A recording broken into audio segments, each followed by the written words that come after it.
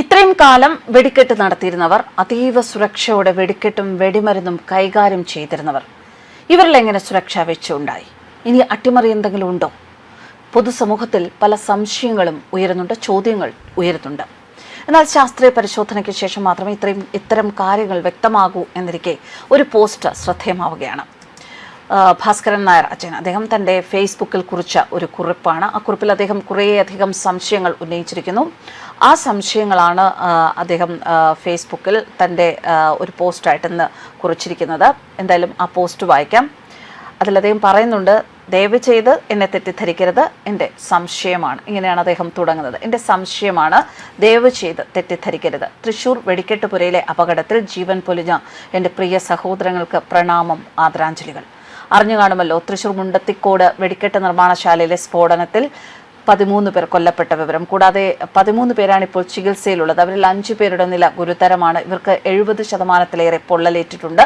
ഒരാൾ വെന്റിലേറ്ററിലാണ്. 40ഓളം പേരുണ്ടായിരുന്നു എന്നാണ് പ്രാഥമികമായി ലഭിച്ച വിവരം. തിരുവമ്പാടിയുടെ വെടിക്കെട്ട് പുരയിലാണ് സ്ഫോടനമുണ്ടായത്.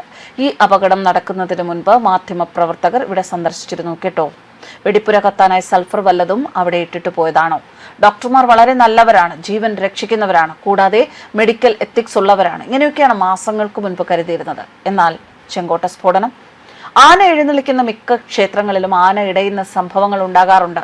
ആന ഇടയുന്നതോ അതോ പഹൽഗാം ഭീകരാക്രമണത്തിന് നാളെ 1 വയസ്സ് തികയുകയാണ്. തൃശൂർ പൂരം കലക്കാൻ, ഇല്ലാതാക്കാൻ പല ശക്തികളും ശ്രമിച്ചിട്ടുണ്ട്. സുപ്രീം കോടതിയിൽ വരെ ഹർജി നൽകി. നോക്കൂ, ഇത്രയും കാലം വെടിക്കെട്ട് നടത്തിയിരുന്നവർ, അതീവ സുരക്ഷയോടെ വെടിക്കെട്ടും വെടിമരുന്നും കൈകാര്യം ചെയ്തിരുന്നവരിൽ ഇങ്ങനെ ഒരു സുരക്ഷാ വീഴ്ച ഉണ്ടാകുമോ? ഇത്രയും നാളില്ലാതിരുന്ന അപകടം അമ്പലങ്ങളിൽ ഉത്സവങ്ങൾക്ക് സംഭവിക്കുന്നു. വിഷുവിന് തന്റെ ചെരുപ്പ് കടയുടെ പരസ്യത്തിനായി വിഷുക്കൈ നീട്ടത്തോടൊപ്പം ചെരുപ്പും വെച്ചത് ആകസ്മികമാണോ?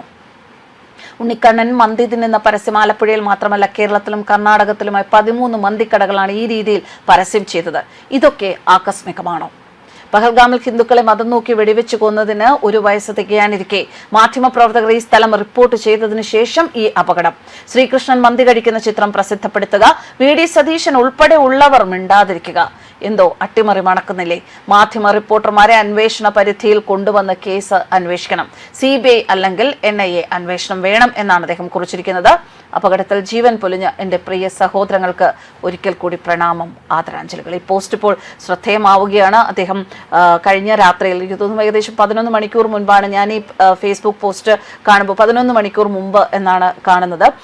കഴിഞ്ഞ രാത്രിയിലായിരിക്കണം അദ്ദേഹം ഇത് കുറിച്ചത്. എന്തായാലും വളരെയധികം കമൻസ് ഇതിൻ്റെ താഴെ വന്നിട്ടുണ്ട്. 11,000-ലധികം ലൈക്സ് വന്നിട്ടുണ്ട് ഈ 11 മണിക്കൂറിനുള്ളിൽ തന്നെ. അതുകൊണ്ട് തന്നെ പൊതുസമൂഹത്തിലും ഇത്തരത്തിൽ സംശയങ്ങൾ ഉള്ളവർ ഉണ്ടാകും എന്ന് തന്നെയാണ് ഇത് വ്യക്തമാക്കുന്നത്. എന്തായാലും ശാസ്ത്രീയ പരിശോധനയ്ക്ക് ശേഷം മാത്രമേ വിശദമായ ഒരു തീരുമാനം, വിശദമായ ഒരു വിവരം ഇതെങ്ങനെ സംഭവിച്ചു എന്നുള്ളതിനെ കുറിച്ച് പുറത്തു വരികയുള്ളൂ. നമുക്ക് കാത്തിരിക്കാം. ന്യൂസ് ഡെസ്ക് കർമ്മ ന്യൂസ്.